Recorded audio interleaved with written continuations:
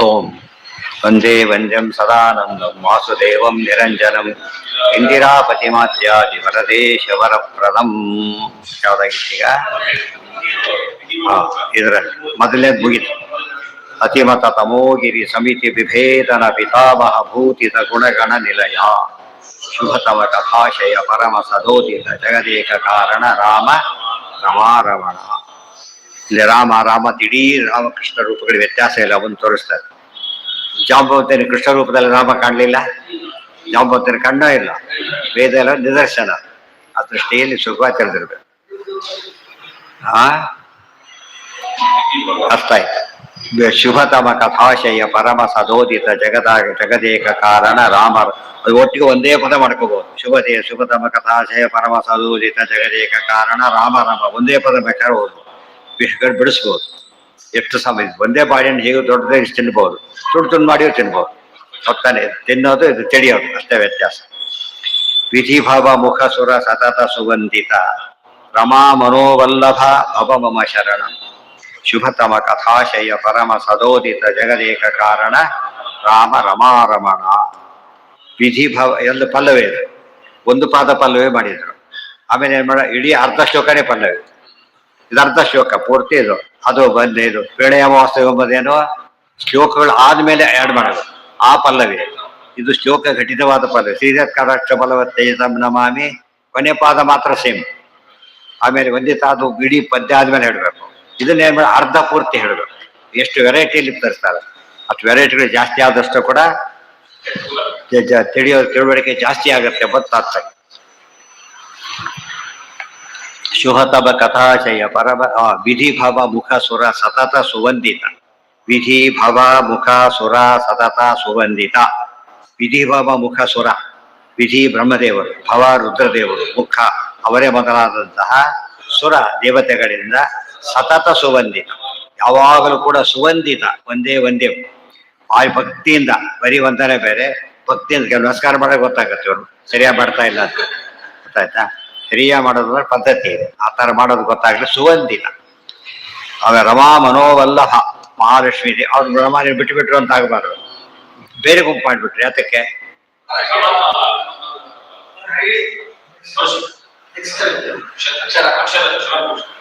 ಅವರೆಲ್ಲ ಕ್ಷರ ಪುರುಷರು, ಇವರು ಅಕ್ಷರ ಪುರುಷರು. ಆದ್ರಿಂದ ಗುಂಪು ಬೇರೆ ಮಾಡಿಬಿಟ್ರು. ಲಿಸ್ಟಲ್ಲಿ ಸ್ಟಾಫ್ ಸ್ಟೂಡೆಂಟ್ಸ್ ಹೆಸರು ಬೇರೆ, ಆ ಲಿಸ್ಟಲ್ಲಿ ಅವರು ಬರೋದಿಲ್ಲ. ಅದಕ್ಕಾಗಿ ವಿಧಿಭೋಗ ಸತತ ಸುವಂದಿತ, ಕ್ಷರ ಪುರುಷ ವಂದಿತ, ರಮಾ ಮನೋವಲ್ಲಭ. ಆದ್ದರಿಂದ ಪುರುಷೋತ್ತಮ. ದೇವ್ರನ್ನೇನಂತ ಪುರುಷೋತ್ತಮ. ಅಧಿಕ ಮಾಸ ಬಂತಲ್ಲ, ಅಧಿಕ ಮಾಸ ದ್ವಾದಶೋತ್ತರ ಹೇಳಬಾರ್ದು ಎಲ್ಲ ದ್ವಾದಶೋತ್ತರ ಪುರುಷೋತ್ತಮರೇ. ಸರ್ವಮನ ಪೂರ್ತಿ ಹಾಗೆ ನಮಗೆ ತಿಳ್ಕೊಂಡಷ್ಟು ಕೂಡ ಏನಾಗುತ್ತೆ, ಇಂಥ ಅದ್ವೈತ ಹೋಗ್ಬೇಕು ನಾವು. ಏನು ಅದ್ವೈತ? ದೇವ್ರ ಬಗ್ಗೆ ಯಾವಾಗ ಹೇಳಿದ್ರು ಕೂಡ ಏನಿರುತ್ತದ ಒಂದೇ ರೀತಿ. ದೇವ್ರ ಬಗ್ಗೆ ಬದಲಾವಣೆ ಇಲ್ಲ. ಜೀವರು ಬದಲಾವಣೆ ಆಗ್ತಾರೆ, ಶಿಫ್ಟ್ ಆಗ್ತಾರೆ, ದೇವರಾಗೋದಿಲ್ಲ. ರಮಾ ಮನೋವಲ್ಲಭ, ರಮಾ ವಲ್ಲಭ ಅನ್ನಲಿಲ್ಲ. ಗಂಡ ಹೆಂಡತಿ ಅನ್ಯೋನ್ಯ ಇರ್ಬೇಕಾದ್ರೆ ನಿಯಮ ಇಲ್ಲ. ರಮಾ ಮನೋವಲ್ಲಭ ಅಂತ ಹೇಳಿದ್ರೆ, ರಮಾ ಮನಸ್ಸಿಗೆ ವಲ್ಲಭ ಅಂತ ಹೇಳಿ ಏನಿಲ್ಲ ಅವರಲ್ಲಿ, ವಿರೋಧಾದಿಗಳಿಲ್ಲ. ಸಂಸಾರನೇ ವಿರೋಧ ಅಂತ ಹೇಳ್ತಾರೆ. ಸಂಸಾರನೇ ವಿರೋಧ, ಸಂಸಾರದಲ್ಲಿ ವಿರೋಧ, ಡಬಲ್ ವಿರೋಧ. ಆದರೆ ದೇವರು ರಮಾ ಮನೋಬಲ ಹೇಗಿದ್ದಾರೆ ಅಂದ್ರೆ, ರಮಾದೇವಿ ಮನಸ್ಸಿಗೆ ಅತ್ಯಂತ ಸ್ವಾಮಿಯಾದವನು, ಪ್ರಿಯನಾದವನು. ಇದು ದೇವರು ಲಕ್ಷ್ಮೀನಾರಾಯಣ ಇರ್ತಕ್ಕಂಥ ಒಳ್ಳೆ ಸಂಬಂಧ. ಇಬ್ಬರಲ್ಲೂ ದೋಷ ಇಲ್ಲ. ಯಾಕೆ ಜಗಳ ಶುರುವಾಗುತ್ತೆ? ದೋಷ ಇದೆ. ದೋಷ ಇಲ್ಲದೆ ಹೋದಾಗ ಜಗಳದ ಪ್ರಶ್ನೆ ಬರೋದಿಲ್ಲ. ರಮಾ ಮನೋವಲ್ಲಭ ಭವ ಮಮ ಶರಣ, ಮಮ ನನಗೆ ಶರಣಂ ಭವ, ಆಸರೆಯಾಗು. ಶರಣದ ರಕ್ಷಣೆ ಅಂತ, ರಕ್ಷಣೆ ಕೊಡು, ರಕ್ಷಕನಾಗು. ಶುಭತಮ ಕಥಾಶಯ ಪರಮ ಸದೋದಿತ ಜಗದೇಕ ಕಾರಣ. ಜಗದೇಕ ಕಾರಣ ಇಲ್ಲಿ ಜಗದೇಕ ಕಾರಣ. ನಾರಾಯಣಂ ಸರ್ವಂ ಜಗದೇಕನಾಥಂ. ಜಗದೇಕ ಕಾರಣ, ಜಗದೇಕನಾಥ. ನಾರಾಯಣಾಯ ಅಖಿಲ ಕಾರಣಾಯ ಶ್ರೀ ಪ್ರಾಣನಾಥಾಯ ನಮಸ್ಕಾರೋ. ಅಗಣಿತ ಗುಣಗಣಮಯ ಶರೀರ ಹೇ ವಿಗತ ಸುಖೇತರ ಭವ ಮಮ ಶರಣಂ. ಶುಭತಮ ಕಥಾಶಯ ಪರಮ ಸದೋದಿತ ಜಗದೇಕ ಕಾರಣ ರಾಮ ರಮಾರಮಣ. ಅಗಣಿತ ಗುಣಗಣಮಯ ಶರೀರ ಹೇ. ಹೇ ಎದುರಿಗಿದ್ದವ್ರು ಹೇ ಅಂತಾರೆ, ಅಷ್ಟೇ ದೇವ್ರು ನೋಡ್ಕೊಂಡು ಮಾತಾಡ್ತಿದ್ದಾರೆ. ಅಗಣಿತ ಗುಣಗಣಮಯ ಶರೀರ ಹೇ ವಿಗತ ಗುಣೇತರ ಭವ ಮಮ ಶರಣಂ. ಅಗಣಿತ ಗುಣಗಣಮಯ ಶರೀರ, ಅಗಣಿತ, ಗಣನೆಗೆ ಸಿಗದ, ಗಣಿಸಲಾಗದ, ಲೆಕ್ಕ ಮಾಡಲಾಗದ ಗುಣಗಣ, ಗುಣಗಳ ಗುಂಪಿನಿಂದ, ಅಂದ್ರೆ ಪರಮಾತ್ಮನ ಗುಣಗಳು ಪ್ರತ್ಯೇಕರು ಅರ್ಥ ಮಾಡ್ಕೊಳಕ್ ಬರೋದಿಲ್ಲ, ಗುಂಪಾಗೂ ಅರ್ಥ ಮಾಡ್ಕೊಳಕ್ ಬರೋದಿಲ್ಲ. ಒಂದು ಗುಂಪಿದೆ, ಎರಡು ಗುಂಪಿದೆ ಅಂತ ಲೆಕ್ಕ ಹಾಕಕ್ ಬರುತ್ತೆ, ಆ ರೀತಿ ಗುಂಪಾಡಕ್ಕೂ ಬರೋದಿಲ್ಲ. ಅನಂತ ಗುಂಪು, ಮತ್ತೆ ಗುಂಪಾಡಕ್ಕೂ ಅನಂತ, ಪ್ರತ್ಯೇಕ ಮಾಡಿದ್ರೆ ಅನಂತ. ಅನಂತ ಅಗಣಿತ ಗುಣಗಣಮಯ, ಗುಣಗಣಮಯ ಶರೀರ ಅಂದರೆ ಗುಣಗಳೇ ಶರೀರ ಬರೋದು. ಮಯ ತಾದಾತ್ಮ್ಯಾರ್ಥೆ, ಮಯ ಗುಣಗಳಿಂದ ತುಂಬಿದಂತಹ ಶರೀರ. ನಾರಾಯಣ ನಿಖಿಲ ಪೂರ್ಣ ಗುಣೈಕ ದೇಹ, ಅಗಣಿತ ಗುಣಗಣಮಯ ಅಂದ್ರೆ ಒಂದು ದೇಹದಲ್ಲಿ ಎಲ್ಲಾ ಗುಣವೇ ಅಂತ ಅರ್ಥ. ಉದಾಹರಣೆಗೆ ವಾಲಿ ದೇಹದಲ್ಲಿ ಏನಿಲ್ಲ, ಅರ್ಜುನ ಒಳ್ಳೆತನ ಇಲ್ಲ, ಯಾಕಂದ್ರೆ ಅಲ್ಲಿ ತಪ್ಪು ಮಾಡ್ತಾನೆ. ಇದರಲ್ಲಿ ವಾಲಿ ಇದಿಲ್ಲ. ಎಲ್ಲಾ ರೂಪಗಳು ಇದೆ, ಎಲ್ಲಾ ಗುಣಗಳಿದೆ, ಒಂದೊಂದು ಗುಣದಲ್ಲಿ, ಒಂದೊಂದು ರೂಪದಲ್ಲಿ ಎಲ್ಲಾ ರೂಪಗಳು ಇದೆ, ಒಂದು ಎಲ್ಲಾ ಗುಣಗಳು ಇವೆ. ಆದ್ದರಿಂದ ದೇವ್ರನ್ನ ಕರಿಬೇಕಾದ್ರೆ ಯಾವ ಗುಣ ದೇವ್ರು ಬೇಕು ಅಂತ ಕೇಳೋದು ಯೋಚನೆ ಮಾಡ್ಬೇಕು. ಎಲ್ಲಾ ಗುಣಗಳಿದೆ, ಅರ್ಥ ಆಗ್ಬೇಕಷ್ಟೆ. ಎಲ್ಲಾ ಗುಣಗಳು ಇದೆ, ಬೇಕಾದ ಗುಣ ಮಾತ್ರ ತೋರಿಸ್ತಾನೆ ಅಷ್ಟೆ.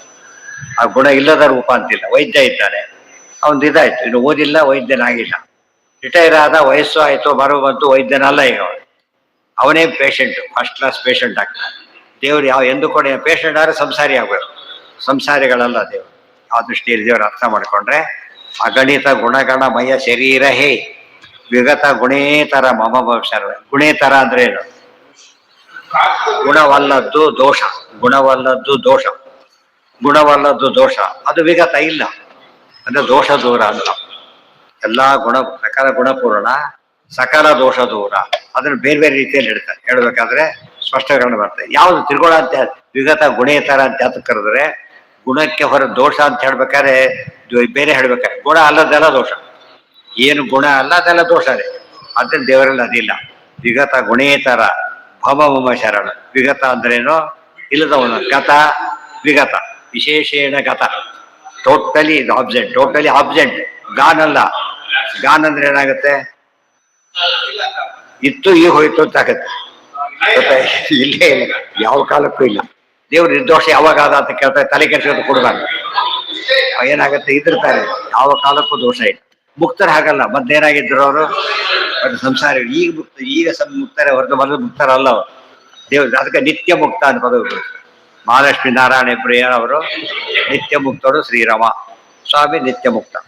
ಅದಕ್ಕಾಗಿ ಅವೆಲ್ಲ ಪದ ಚಿಂತನೆ ಮಾಡಲಿಕ್ಕೆ ಹೊಸ ಹೊಸ ರೀತಿಯಲ್ಲಿ ತೋರಿಸ್ಕೊಡ್ತಾರೆ. ದೇವ್ರ ಧ್ಯಾನ ಮಾಡ್ತಾ, ನೈವೇದ್ಯ ಮಾಡ್ತಾ, ಸ್ಮರಣೆ ಮಾಡ್ತಾ, ಇವೆಲ್ಲ ಯೋಚನೆ ಮಾಡಿ ಶಾಸ್ತ್ರ ಎಲ್ಲ ಜ್ಞಾಪಕ ಆಗ್ತಾ ಇರ್ತದೆ. ಇಲ್ಲಿ ನಿರ್ಗುಣ ಅಂತ ಕರೀತಾರೆ, ಅದಕ್ಕೆ ವಿಗತ ಗುಣೇತರ ಅಂತ ಅರ್ಥ. ಗುಣೇತರ ಅಂದ್ರೆ ಏನು? ತ್ರಿಗುಣಗಳು, ತ್ರಿಗುಣಗಳು ಇವೆಲ್ಲ ಅದನ್ನ ಹೊಂದದವನು ನೀನು. ಆಮೇಲೆ ವಿಗತ ಗುಣ, ಅದು ಇನ್ನೂ ಹೇಳಿದ್ರೆ ವಿಗತ ಸುಖೇತರ, ಮತ್ತೆ ಸುಖ ಇತರ, ಹೀಗೆಲ್ಲ ಅರ್ಥ ಮಾಡಕ್ ಬರುತ್ತೆ. ವಿಗತ ಅಂದ್ರೆ ಏನು? ವಿ ಅಂದ್ರೆ ಗರುಡ, ಗರುಡ ವಾಹನನೇ ಅಂತ ಅರ್ಥ ವಿಗತ. ಆಮೇಲೆ ಸುಖ, ಸುಖ ಅಂದ್ರೆ ದೇವರ ಹೆಸರು ಸುಖ ಅಂತ ಹೆಸರು, ದೇವರಿಗೆ ಸುಖ ಅಂತ ಹೆಸರು. ಯಾತಕ್ಕೆ? ತುಂಬಾ ಅರ್ಥ ಇದೆ. ಖ ಅಂದ್ರೆ ಏನು? ಇಂದ್ರಿಯ. ಸು ಅಂದ್ರೆ ಏನು? ಶೋಭನ. ಶೋಭನಾನಿ ಖಾನಿ ಅಶ್ಯೈತಿ ಸುಖ. ಎಲ್ಲ ಅಪ್ರಾಕೃತ ಇಂದ್ರಿಯಗಳು, ಜ್ಞಾನಾನಂದ ಇಂದ್ರಿಯಗಳು, ಅದು ಸುಖ ಅಂತ ದೇವರಿಗೆ.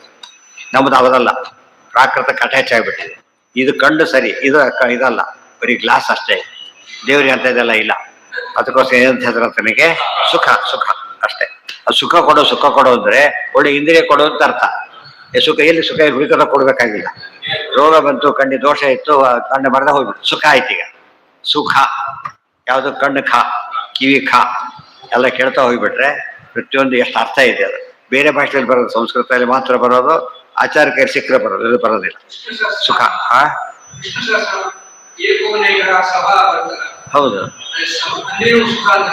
ಸವ ಅಂದ್ರೆ ಸುಖ ಅಲ್ಲ, ಅದು ಯಜ್ಞ. ಯಜ್ಞ, ಎಲ್ಲ ಯಜ್ಞಗಳು ಪರಮಾತ್ಮನಿಂದ ಯಜ್ಞ, ಉತ್ಸವನೇ ಅಲ್ಲ. ಜೀವ ಇಲ್ಲದವ್ರು ಯಾವ ಹಬ್ಬ ಮಾಡ್ತಾರೆ? ಎಲ್ಲ ಕ್ಯಾನ್ಸಲ್.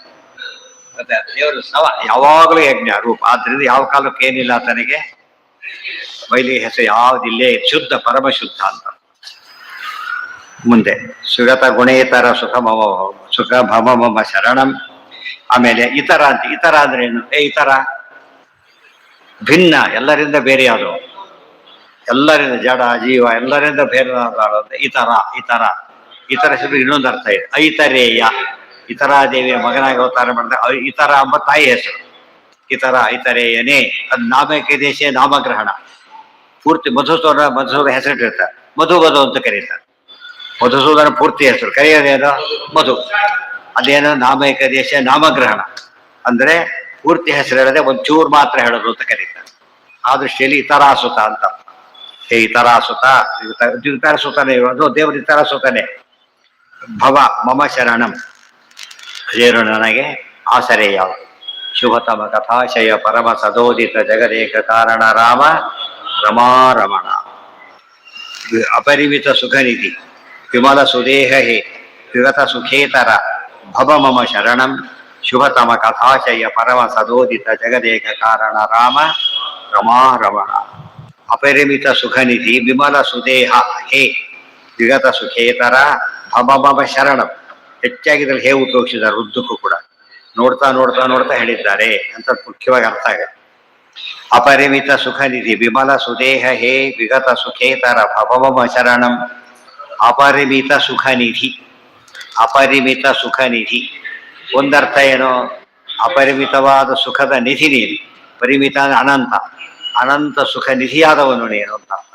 ಇನ್ನೊಂದರ್ಥ ಅಪರಿಮಿತ ಸುಖ, ಅಪರಿಮಿತವಾದ ಸುಖ ಒಳ್ಳೆಯ ಇಂದ್ರಿಯಗಳಿಂದ ನಿಧಿಯಾದವನು. ಯಾತಕ್ಕೆ ಸಹಸ್ರ ಶೀರ್ಷ ಪುರುಷ ಅನಂತ ಇಂದ್ರಿಯಗಳು ಪರಮಾತ್ಮನಿಗಾದ್ದರಿಂದ ಪುರುಷ ಸೂಕ್ತನೇ ಆಧಾರ. ಅದು ಅರ್ಥ ಮಾಡೋದು ಬೇರೆ, ಅರ್ಥ ಇರ್ಬೇಕದು. ಇಲ್ಲಿ ಸಾವಿರಾರು ಜನ ಕೂತಿದ್ದಾರೆ, ಕರೆಕ್ಟ್ ಪದ ಇಲ್ಲ ಅಷ್ಟೆಲ್ಲ. ಇಲ್ಲಿ ಸಾವಿರಾರು ಇದ್ದಾಗ ಏನಾಗುತ್ತದು, ಅದು ಕರೆಕ್ಟ್. ಅದು ಇವತ್ತು ಅದು ಯಾರ ಮುಂದೆ ಹೇಳಕ್ ಕೊಟ್ಟು ಸಾವಿರಾರು ಕೈಕಾಲು, ಏನು ಸಾವಿರಾರು ಕೈಕಾಲು ಎರಡೇ ಸರಿ ಇರೋದು ಎಷ್ಟೋ ಸಲ. ಆದ್ದರಿಂದ ದೇವರು ಎಷ್ಟು ದೊಡ್ಡವರು ಅಂತ ಅರ್ಥ ಆಗುತ್ತೆ. ಯಾವಾಗಲೂ ಹಾಗೆ ಇರ್ತಾರೆ.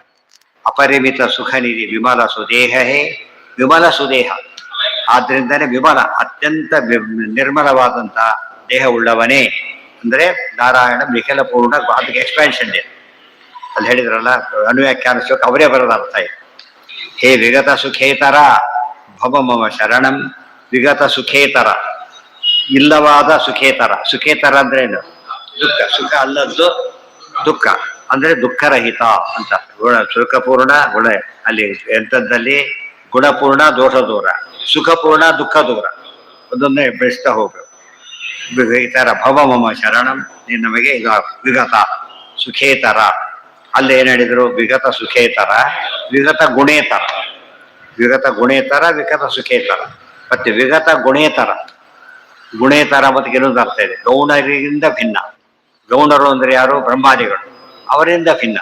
ಗುಣ ಶಬ್ದಕ್ಕೆ ಸೆಕೆಂಡರಿ ಅಂತ ಅರ್ಥ. ಗೌಣಾರ್ಥ ಅಂತ ಹೇಳ್ತೀವಲ್ಲ, ಅಲ್ಲಿ ಗೌಣಾರ್ಥ ಅಂದ್ರೆ ಮುಖ್ಯ ಅರ್ಥ ಅಲ್ಲ ಅದು. ಗೌಣಾರ್ಥ ಏನದು, ಅಮುಖ್ಯ ಅರ್ಥ. ಮುಖ್ಯ ಪರಮಾತ್ಮನೆ, ಬ್ರಹ್ಮಾದಿಗಳು ಅಮುಖ್ಯರು. ಅದಕ್ಕೆ ಅವ್ರು ಏನ್ ಹೇಳಿದ್ರೆ ಅವರಿಗೆ ಗುಣರು ಗೌಣರು ಅಂತ ಅವ್ರಿಗೆ ಹೆಸರು. ಅಪರಿಮಿತ ಸುಖ ನಿಧಿ ವಿಮಲ ಸುದೇಹ ಹೇ ವಿಗತ ಸುಖೇತರ ಭವ ಮಮ ಶರಣ. ಶುಭತಮ ಕಥಾಶಯ ಪರಮ ಸದೋದಿತ ಜಗದೇಕ ಕಾರಣ ರಾಮ ರಮಾರಮಣ. ಉಳಿದಿದ್ದು ನಾಳೆ. ನಾಳೆ ಇರೋದ್ರೆ ನಾಡಿದ್ದು ಪಾಠ ಇರೋದಿಲ್ಲ, ನಾಳೆ ಏನಿರೋದ್ರೆ ನಾಡಿದ್ದು ಇರೋದಿಲ್ಲ. ಗೊತ್ತಾಯ್ತಾ? ಸೋಮವಾರ ಮತ್ತೆ ಕಂಟಿನ್ಯೂ ಆಗಿ ಅಧಿಕ ಮಾಸದಿಂದ. ಅಧಿಕ ಮಾಸ ಆಗಲೇಬೇಕು. ಅಧಿಕ ಮಾಸ ಪಾಡ್ಯನೇ, ಅಧಿಕ ಮಾಸ ಶುರುವಾಗ. ಅಧಿಕ ಮಾಸ ಬಂದಾದ್ಮೇಲೆ ಶುರು.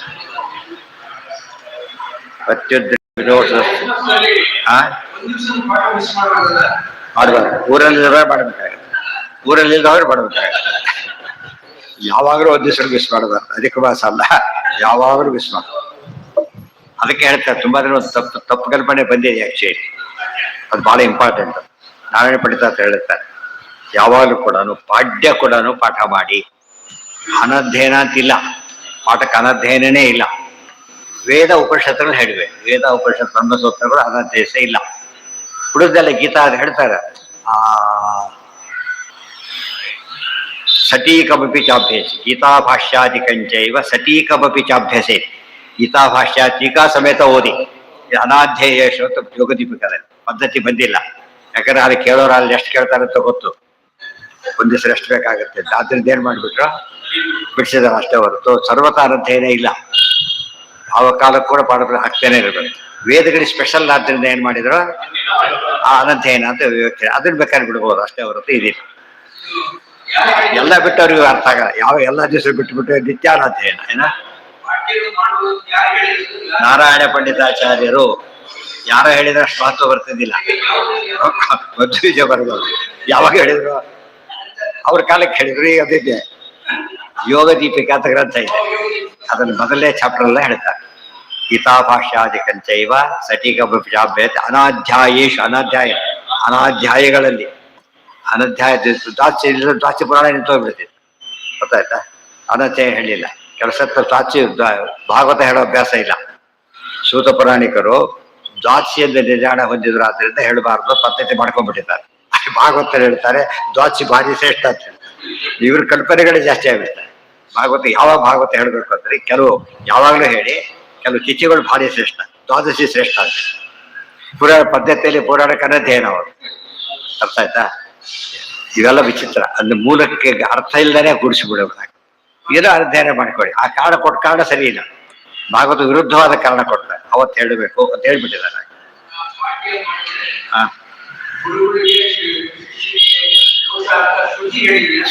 ಶ್ರುತಿ ಎಲ್ಲ ಹೇಳಿದ್ದೆ ಅದಕ್ಕೆ ಶ್ರುತಿ ಹೇಳಿದ್ರು ಅಷ್ಟೇ. ವೇದಗಳನ್ನ ಹೇಳ್ಬಾರ್ದು ಅಂತಾರೆ. ಉದಾಹರಣೆ ಒಂದಿದೆ, ನಾವು ಓದ್ಕೊಡಕ್ಕೆ ಎಂದೂ ಬ್ಯಾನ್ ಇಲ್ಲ, ಹೌದಲ್ಲ? ಆದ್ರಿಂದ ಆ ರೀತಿ ಪೌರುಷೀಯ ಗ್ರಂಥಗಳಿಗಿಲ್ಲ. ಅಪೌರುಷ ಗ್ರಂಥಗಳು ಹೇಳಿ ಆದ್ಮೇಲೆ ಮತ್ತೆ ವಾಕ್ಯಾರ್ಥ ಮಾಡೋ ಕಾರಣ ಇರ್ಬೋದಾಯ್ತು. ಇದು ಫಲಶ್ರುತಿ ಅಂತ ಅವತ್ತು ಪಾಠ ಶುರು ಮಾಡಿದ್ರೆ ಕಷ್ಟ ಅಂತಲ್ಲ, ಹಾಗೇನಿಲ್ಲ. ಹಾಗೂ ಕೆಲಸ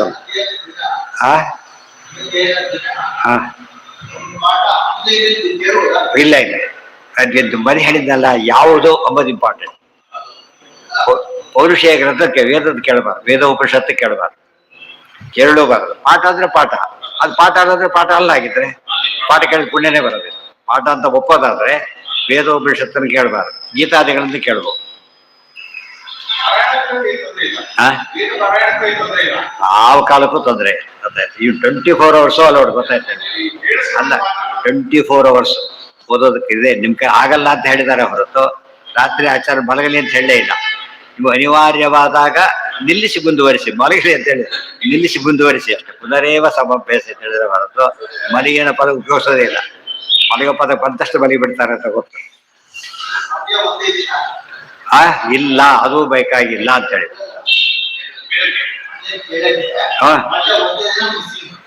ವೇದಕ್ಕೆ ವೇದ ಉಪನಿಷತ್ತುಗಳಿಗೆ ಕೇಳಬಹುದು ಅಲ್ಲ. ವೇದಗಳಿಗೆ ವನವಾಸ ನಿಷಿದ್ಧ, ವೇದಗಳಿಗೆ ಅಮಾವಾಸ್ಯೆ ಇಲ್ಲ, ಆಮೇಲೆ ಇದಿಲ್ಲ, ಏನೋ ಪಾಡ್ಯ ಇಲ್ಲ, ಪ್ರದೋಷ ಇದ್ದಾಗಿಲ್ಲ, ಚತುರ್ದಶಿನೂ ಇಲ್ಲ, ಅಷ್ಟಮಿನೂ ಇಲ್ಲ. ಇವೆಲ್ಲ ಅನೇಕ ಕಾರಣ ಏನು ಗೊತ್ತಾ? ಅದನ್ನು ಹೇಳ್ಬೇಕಾದ್ರೆ ತುಂಬಾ ಆಯಾಸ ಆಗಿದೆ.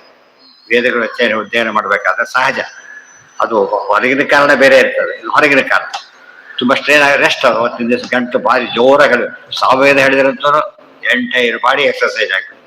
ಪ್ರತಿಯೊಂದು ಪದ ಉಚ್ಚಾರಣೆ, ಯಾವ ಸಂಗೀತಗಾರರಿಗೂ ಅಷ್ಟು ಆ ಪರ್ಫೆಕ್ಷನ್ ಬರ್ಬೇಕು ಸಾಧ್ಯ ಇಲ್ಲ.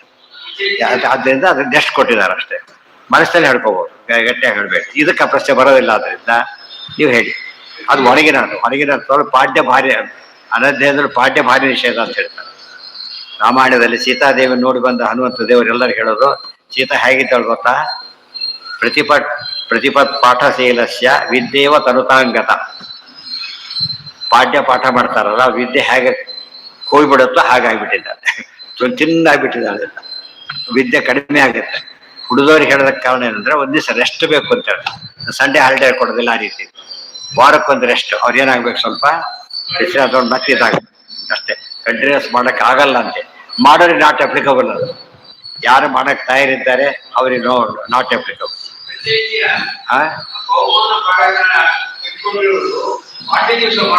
ನಿಮ್ಗೆ ಎಷ್ಟೇಳಿ ಪಾರಾಯಣಕ್ಕೆ ಯಾವ ಕಾಲಕ್ಕೂ ಬೇರೆ ಇಲ್ಲ. ಸಮಸ್ತ ವೇದ ಪಾರಾಯಣ ಮಾಡಬಹುದು ಬಂದ್ರೆ, ಸಮಸ್ತ ಯಾವ ಗ್ರಂಥವೂ ಪಾರಾಯಣ ಬ್ಯಾನೇ ಇಲ್ಲ ಅದಕ್ಕೆ.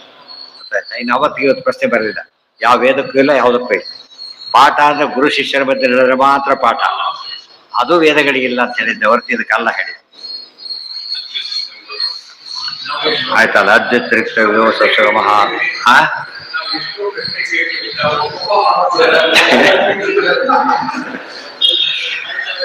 ಅತ್ಯತಿರಿಕ್ತ ಪ್ರಶ್ನೆಗಳು ಕ್ಲಾರಿಟಿ ಇದ್ದಾಗ ಅದು ಕೋಟ ಮಾಡ್ಕೊಂಡು ತಪ್ಪಾಗುತ್ತೆ, ಗೊತ್ತಾಯ್ತಾ? ಕ್ಲಾರಿಟಿ ಬೇಕೇ ಬೇಕಾಗುತ್ತೆ. ಡಾಕ್ಟರ್ ಬೈದು ಬಿಡ್ತಾರೆ ಎಷ್ಟೊತ್ತ ಹೋಗಿ ಪೇಷಂಟ್ ಕಾಯ್ತಾನೆ. ಅದು ಇಲ್ಲಿ ಹಾಗಲ್ಲ, ಭಾಳ ಹುಷಾರಾಗಿರೋ. ಅಲ್ಲಿ ಬಿಫೋರ್ ಆಫ್ಟರ್ ಹೇಳ್ಬೇಕಾದ್ರೆ ಸ್ವಲ್ಪ ಹೆಚ್ಚು ಕಡಿಮೆ ಆದರೂ ಪ್ರಾಬ್ಲಮ್ ಆಗಿದೆ. ಇಲ್ಲೂ ಹಾಗೆ.